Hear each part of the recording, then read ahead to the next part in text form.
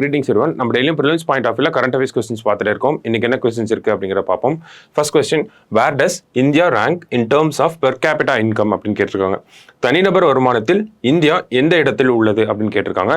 So IMF ஓட ரிப்போர்ட்டை base பண்ணி தான் சொல்றோம். என்ன ரேங்கிங் அப்படின்னு பார்த்தோம்னா 140வது இடத்துல வந்து நம்ம இருக்கோம். சரிங்களா? ஸோ அடுத்த question, India share of world's population is 18%. But how much water does it have அப்படின்னு கேட்டிருக்காங்க. உலக மக்கள் தொகையில் இந்தியாவின் பங்கு 18% இருந்தாலும் தண்ணீர் ஆதாரம் எவ்வளவு உள்ளது அப்படின்னு கேட்டிருக்காங்க. ஸோ நம்ம கிட்ட வாட்டர் பெர்சன்டேஜ் அப்படிங்கிறது 4% தான் இருக்கு. அதுலயும் ஃப்ரெஷ் வாட்டர் ரிசோர்ஸஸ் அப்படிங்கிறது ரொம்ப கம்மியா இருக்கு. சரிங்களா? ஸோ இதை பத்தின ஆர்டிகளை நம்ம DNA பார்ப்போம். அதுல இது எல்லாமே நமக்கு கிளாரிஃபை ஆயிரும். சரிங்களா? ஸோ அடுத்தது, Chandrayaan-3 landing site is named as அப்படின்னு கேட்டிருக்காங்க.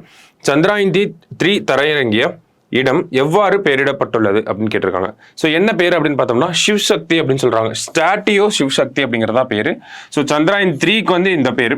Chandrayaan-2 இறங்கின இடத்துக்கு என்ன பேருனா திரங்கா அப்படிங்கிறத சொல்றோம். ஓகேங்களா? Chandrayaan-2 அப்படின்னா நமக்கு திரங்கா அப்படிங்கிறது தெரியணும். இதுவே Chandrayaan-1 பார்த்தோம்னா நமக்கு ஜவஹர் பாயிண்ட் அப்படின்னு சொல்றோம். ஜவஹர் புள்ளி அப்படின்னு சொல்லுவாங்க தமிழ்ல. ஜவஹர் பாயிண்ட் அப்படிங்கிறது இங்கிலீஷ்ல. ஓகேவா? இது வந்து Chandrayaan-1க்கு வந்து வரும். ஓகேவா? ஸோ Chandrayaan-1 அப்படின்னா நமக்கு ஜவஹர் பாயிண்ட், Chandrayaan-2னா திரங்கா, Chandrayaan-3னா சிவ்சக்தி அப்படிங்கிறது சொல்றோம். ஓகேவா? ஸோ அதான் கரெக்ட் ஆன்சர். ஸோ இது எக்ஸாமில் கேட்கறதுக்கும் வாய்ப்புகள் இருக்கு. ஏன்னா Chandrayaan-3க்கு இப்போதான் நமக்கு ரீசெண்டாக தான் நமக்கு அந்த நிலவில் போய் தரையிறங்கியிருக்கும். ஸோ எக்ஸாமில் ரிஃப்ளெக்ட் ஆகிறதுக்கு அதிக வாய்ப்புகள் இருக்கு. சரிங்களா? ஸோ அடுத்த question, world TB day is observed on அப்படின்னு கேட்டிருக்காங்க. உலக காசநோய் தினம் எப்போது கடைபிடிக்கப்படுகிறது அப்படின்னு கேட்டிருக்காங்க. எப்போ அப்படின்னு பார்த்தோம்னா மார்ச் 24. இந்த வருஷத்துக்கான தீம் என்ன அப்படின்னு பார்த்தோம்னா yes we can end TB அப்படிங்கிறதா இந்த வருஷத்துக்கான தீமா இருக்கு. ஓகேங்களா? கருப்பொருள் என்னன்னா yes we can end TB அப்படிங்கிறதா. ஓகேவா? So last question, election commission of India launched which app to facilitate easier voting for person with disabilities and to avail facilities at polling stations அப்படின்னு கேட்டிருக்காங்க.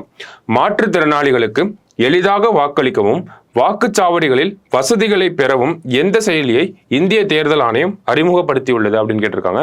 ஸோ எந்த செயலி அப்படின்னு பார்த்தோம்னா நமக்கு சாக்ஷம் அப்படிங்கிற செயலியை தான் அறிமுகப்படுத்திருக்காங்க. விஜில் அப்படிங்கிறத நம்ம முன்னாடியே பார்த்துருப்போம். 2018 வந்திருக்கோம்.